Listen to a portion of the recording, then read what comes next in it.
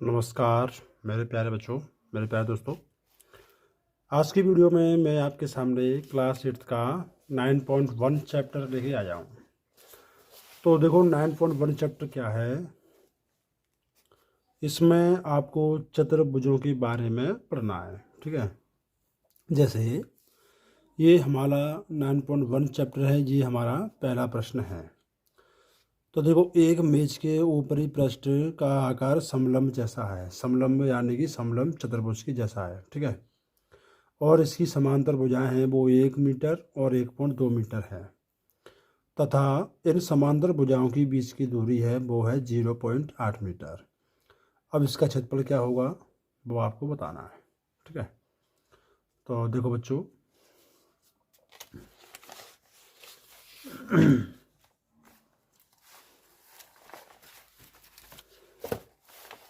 मैं करता हूँ इसी पर, है ना। पहला सवाल देखते हैं।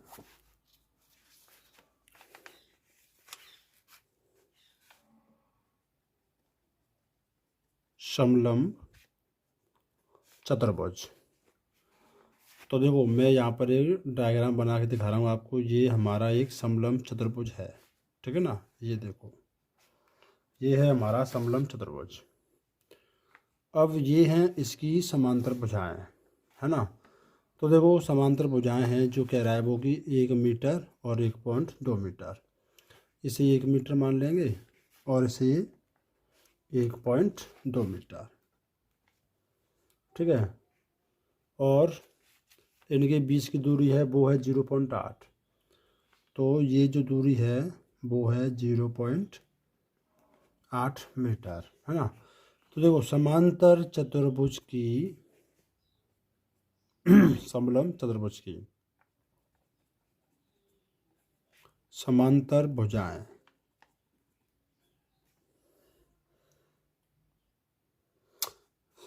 समांतर भुजाएं हैं वो हैं हमारी 1 मीटर और 1.2 मीटर।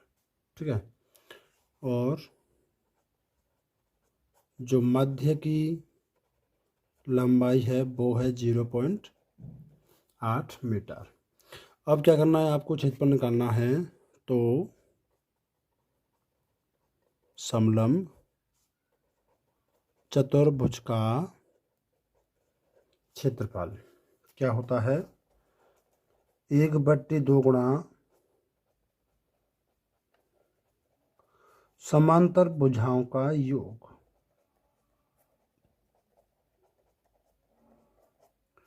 गुणा मध्य की दूरी। ये होता है हमारा फॉर्मूला समांतर चतुर्भुज का क्षेत्रफल निकालने का। ठीक है, तो 1/2 समांतर भुजाएं 1 प्लस 1.2 मीटर, मध्य की ऊंचाई है 0.8।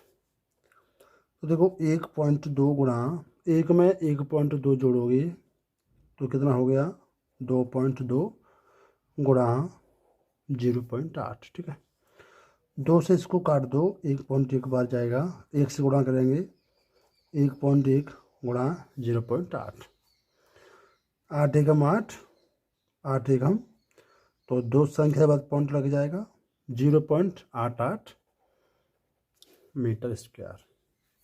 तो ये आ गया हमारा पहला आंसर, पहले सवाल का पहला आंसर। ठीक है,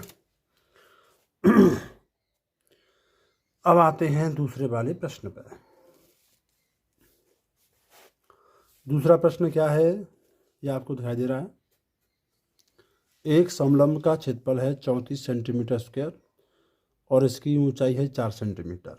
समांतर भुजाओं में से एक एक की जो लंबाई है वो है 10 सेंटीमीटर। दूसरी समांतर भुजा की लंबाई आपको बताना है। तो क्वेश्चन नंबर सेकंड, ठीक है, दिया क्या है, समलंब चतुर्भुज का क्षेत्रफल कितना दिया है, 34 सेंटीमीटर स्क्वायर, और मध्य की ऊंचाई है वो है 4 सेंटीमीटर। एक भुजा जिसे हम ए मान लेंगे वो हमको दी गई है 10 सेंटीमीटर। और दूसरी भुजा पता नहीं है, बी मान लेंगे, जिसका मान आपको ज्ञात करना है। ठीक है, तो देखो प्रश्नानुसार हम चलते हैं। समलंब का क्षेत्रफल क्या होता है? 1/2 समांतर भुजाओं का योग, जो हमने ए और बी मानी है, ठीक है ना, इनटू इनके बीच की ऊंचाई h, वो यहाँ पर रखेंगे, बराबर में इसका क्षेत्रफल जो हमको दिया है 34। ठीक है बच्चों, तो देखो 1/2, एक भुजा 10 दी गई है, दूसरी भुजा आपको ज्ञात करनी है, ऊंचाई है 4, बराबर में कर दिया 34। तो देखो अब आगे अब आगे क्या करेंगे, ये 2 है, 2 को इधर भेज दो आप। ठीक है, इधर क्या रह जाएगा, इधर रह जाएगा आपका 10 + b गुणा 4 बराबर 34, और 2 इधर आएगा तो 2 से कर दो गुणा। ठीक है, 4 का गुणा 10 में किया 40, 4 का b में किया 4b, यहाँ पर 34 दूनी हो गए 68। 40 को इधर पक्षांतरण करोगे बच्चों आप, 68 में से 40 मिटा दोगे। ठीक है, तो 4b, 68 से 40 गया, क्या बचेगा आपका, बचेगा 28। अब b का मान निकालोगे ना, 28 में 4 का भाग दे दो, 7 सेंटीमीटर, है ना। तो आप क्या लिखोगे, समलंब चतुर्भुज की दूसरी भुजा 4 सेंटीमीटर, नहीं सॉरी 7 सेंटीमीटर है। ठीक है ना, तो अब आते हैं हम अगले प्रश्न पे। की लंबाई है 120 मीटर, और क्या कह रहा है कि BC का मान है 48, CD का मान है 17, और AD है 40 मीटर। इस खेत का क्षेत्रफल ज्ञात करो। और क्या बता रहा है, AB समांतर भुजाओं AD और BC पर लंब है। तो मैं आपको पहले डायग्राम बनाता हूँ आपके लिए। डायग्राम कैसे बनेगा देखो बच्चों,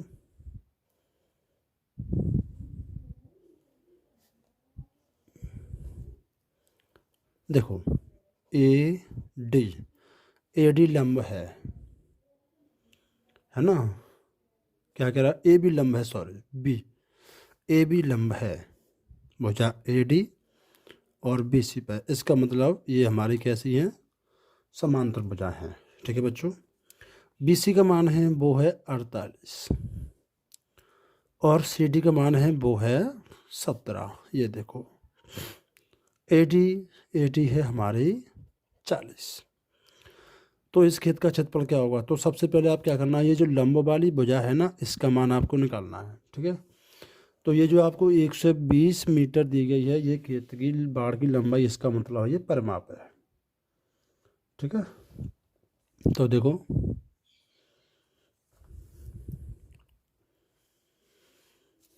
चूंकि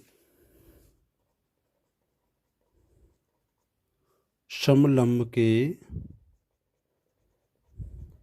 आकार का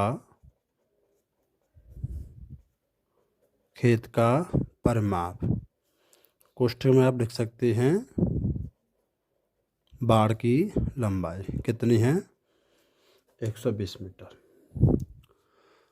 अब परिमाप क्या होता है बच्चों, मैं आपको बता दूं, चतुर्भुज का परिमाप होता है चारों भुजाओं का योग। अब देखो परिमाप दिया गया है 120, चारों भुजाएं हैं AB, BC, CD और AD। है ना। अब क्या करना है, इनका रखना है मान। ए बी का मान आपको ज्ञात करना है, बी सी का मान 48, सी डी का 17, ए डी का 40। जब इनको जोड़ोगे तो 7 और 8 15 की 5 हासिल 1, 5 और 1 6 और 4 10। तो ए बी प्लस 105 जुड़ गया है इनको। अब क्या करना, ए बी का मान करना है ना, तो 105 को इधर लेके आओगे, 120 में से माइनस कर दोगे तो ए बी का मान आ जाएगा 15 मीटर। ठीक है बच्चों, ये देखो, ये जो लंब है वो हमारा 15 मीटर आ गया। Question number 3। अब क्या करना है, अब निकालना है आपको क्षेत्रफल। तो आप लिखोगे समलंब चतुर्भुज ए बी सी डी का क्षेत्रफल 1/2 समांतर भुजाओं का योग इनटू इनके मध्य की ऊंचाई वो है आपकी ए बी। ठीक है, 1/2 समांतर भुजाएं हैं, 40 प्लस के 48, मध्य की ऊंचाई है 15। तो 1/2 इन दोनों को जोड़ दो, 88 हो गया, गुणा 15, 2 से 88 कट गया 44 बार। अब गुणा करो 44 गुणा 15, 15 चौकी 60, 15 चौकी 60 और 6 66, 660 मीटर स्क्वायर। ये हो गया हमारा क्वेश्चन नंबर 3। या ऐसे लिख दो, समलंब चतुर्भुज ए बी सी डी का क्षेत्रफल 660 मीटर स्क्वायर। ठीक है, अब आते हैं अगले वाले सवाल पे।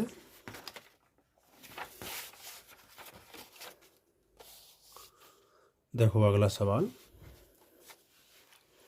क्वेश्चन नंबर 4 है, एक चतुर्भुज आकार के खेत का विकर्ण है 24 मीटर और शेष सम्मुख शीर्षों से इस विकर्ण पर खींचे गए लंब हैं 8 मीटर एवं 13 मीटर। इस खेत का क्षेत्रफल क्या होगा। ये देखो, ये जो आपको डायग्राम दिखाया जा रहा है ये है हमारा क्वेश्चन नंबर 4 का डायग्राम। ठीक है, क्या कह रहा है, खेत का विकर्ण है 24 मीटर, ये देखो ये विकर्ण है। ठीक है, और ये हैं उस पर डाले गए शीर्ष। तो क्या करोगे आप, पहले इस डायग्राम को बना लो। देखो ये है विकर्ण इस वाले चतुर्भुज का, जिसकी लंबाई है 24 मीटर। अब देखो, एक यहाँ पर शीर्ष लंब खींच दिया है 8 मीटर, एक यहाँ पर खींच दिया है, नहीं ये 13 मीटर है, सॉरी 13 मीटर, और ये है 8 मीटर।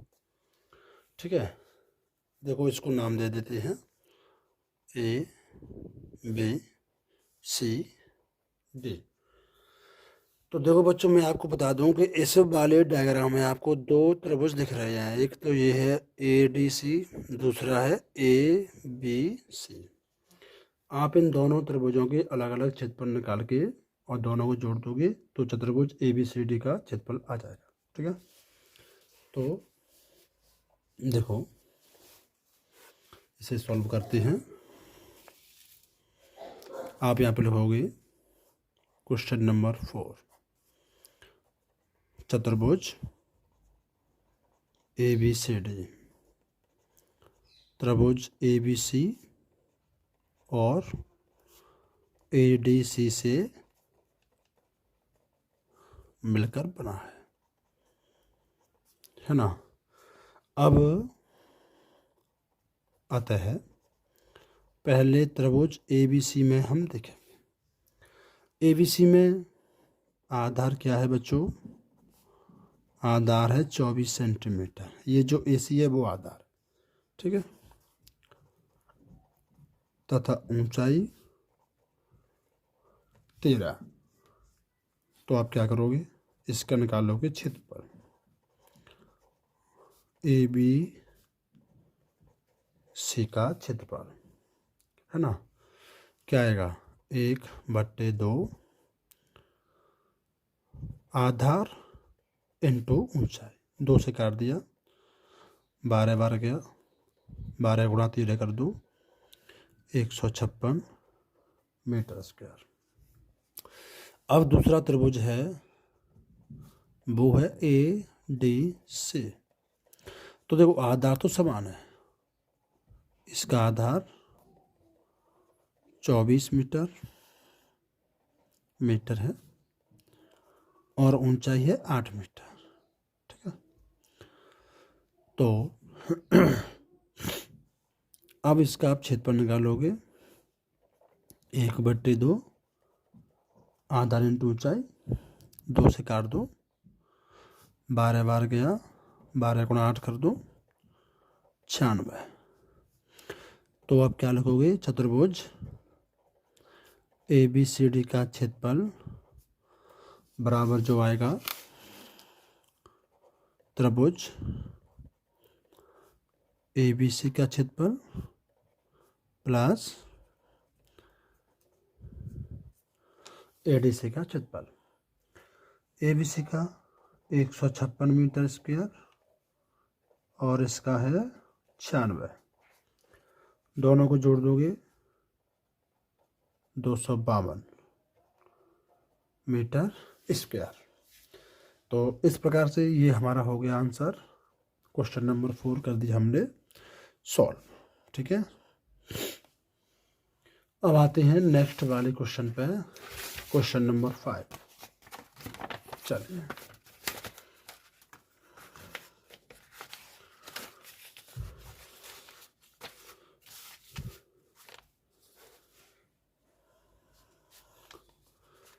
तो प्रश्न संख्या 5 क्या है? देखो इसे एक बार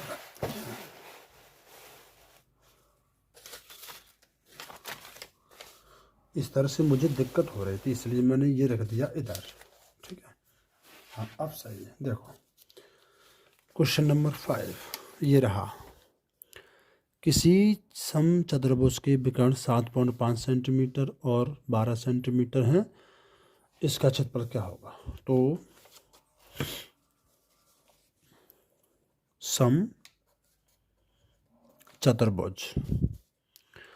समचतुर्भुज के जो विकर्ण हैं वो हैं 7.5 सेंटीमीटर और 12 सेंटीमीटर, ठीक है। अब क्या करना है आपको? क्षेत्रफल निकालना है। तो आप क्या करोगे? चूंकि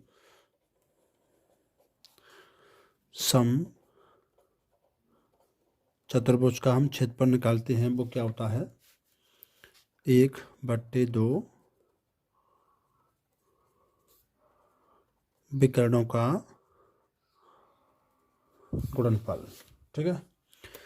तो देखो बच्चों 1/2 विकर्ण हैं 7.5 और 12, 2 से काट दो 6 बार, 7.5 का 6 से गुणा कर दो, 6 पंजे 30, 6 सत्ते 42 और 3 45, पॉइंट के बाद 0 हट गया, तो 45 सेंटीमीटर स्क्वायर ये आएगा आपका क्षेत्रफल।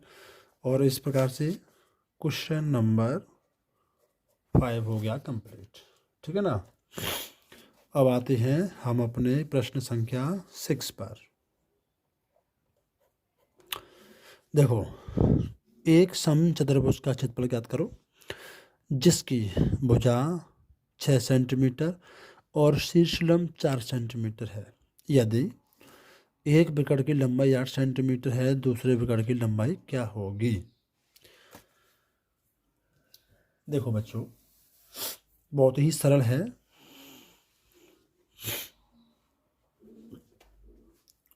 मैं आपको एक डायग्राम बनाता हूँ।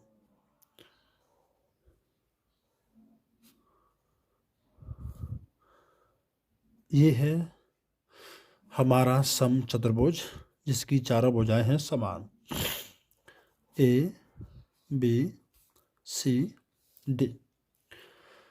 तो भुजा है 6 सेंटीमीटर, चारों भुजाएं समान होंगी। ये है शीर्ष लंब जिसकी लंबाई है 4 सेंटीमीटर। तो देखो क्षेत्रफल क्या होता है समचतुर्भुज का कि आधार इंटू शीर्ष लंब या ऊंचाई। ठीक है, तो पहले आप क्या लिखोगे, सम चतुर्भुज की भुजा 6 सेंटीमीटर, शीर्ष लंब 4। ठीक है,